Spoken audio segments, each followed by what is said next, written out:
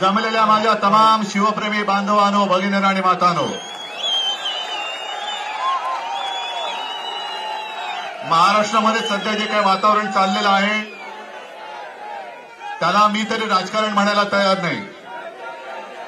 आता येताना ज्याचा उल्लेख नाना आपण केलात, पत्रकारांनी आम्हाला प्रश्न विचारला की शिवद्रोही मंडळी आज रस्त्यावरती उतरलेत आपल्या विरोधात आणि ते असं म्हणतात की तुम्ही म्हणजे आपण राजकारण करता आहात. मी म्हणेन ते करतायत ते राजकारण नाही तर ते गजकरण आहे. शिवसेना प्रमुख जे नेहमी सांगायचे की हल्ली राजकारण म्हणजे गजकरण झालेलं आहे, खाजवत बसतायत, खाजवू दे त्यांना, पण या चुकीला माफी नाही. आणि मुद्दामून आज आपल्या मनातला संताप व्यक्त करण्यासाठी आपण हे जे काही ठिकाण निवडलेले आहे, छत्रपती शिवाजी महाराज आहेत आणि गेटवे ऑफ इंडिया म्हणजे आपल्या देशाचा प्रवेशद्वार, आज याच इथे छत्रपती शिवाजी महाराजांच्या साक्षीने हे जे शिवद्रोही सरकार आपल्या महाराष्ट्रामध्ये बेकायदेशीररित्या घटनाबाह्य पद्धतीने बसलेलं आहे, त्यांना आपण सांगितलं पाहिजे की gate out of India, get out, gate out of India. आणि म्हणूनच आम्ही इथे जमलेलो आहोत. 4 दिवसापूर्वी किंवा परवाच देशाचे पंतप्रधान आले आणि माफी मागितली. अरे माफी नसती मागितली तर तुम्हाला राज्याने शिल्लक ठेवलं असतं काय महाराष्ट्राने? पण माफी मागताना सुद्धा त्यांच्या चेहऱ्यावरती जी एक मगरुरी होती, ती मगरुरी तुम्हाला पसंत आहे का? हे माफी मागताना नतमस्तक हे नुसतं शब्दात नाही, पण मगरुरीने माफी आम्हाला मान्य नाही.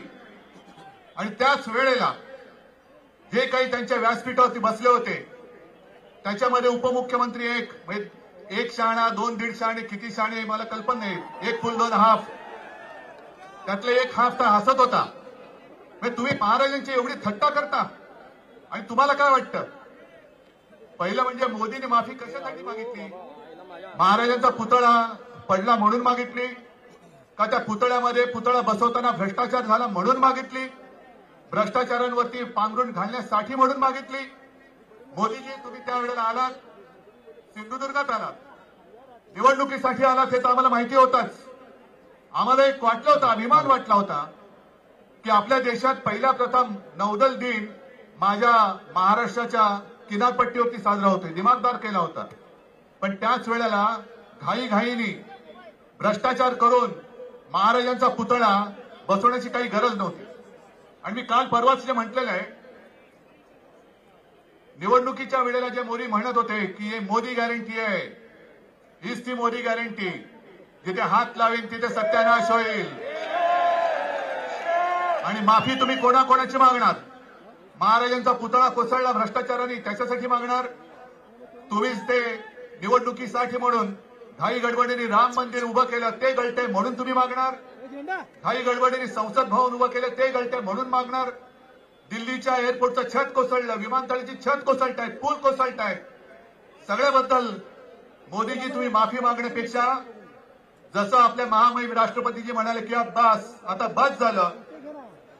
कदाचित देशाने एक चूक घडली असेल, तुम्हाला निवडून दिलं, पण महाराजांची माफी नुसती याची मगरुरीने मागून चालणार नाही. हा शिवप्रेमी महाराष्ट्र आहे, हा महाराष्ट्राच्या आत्म्याचा अपमान केलेला आहे, महाराष्ट्र धर्माचा अपमान केलेला आहे आणि महाराष्ट्र कधीही शिवरायाचा अपमान करण्याला माफ करत नाही, करणार नाही, हे दाखवून देण्यासाठी आपण इकडे जमलेलो आहोत. आता ही जी जाग आलेली आहे ही जाग अशीच कायम ठेवा आणि या महाराष्ट्र द्रोह्यांना, शिवद्रोह्यांना गेट आउट ऑफ इंडिया हे करून दाखवल्याशिवाय शांत बसू नका. जय हिंद, जय शिवसेना प्रमुख जे नेहमी सांगायचे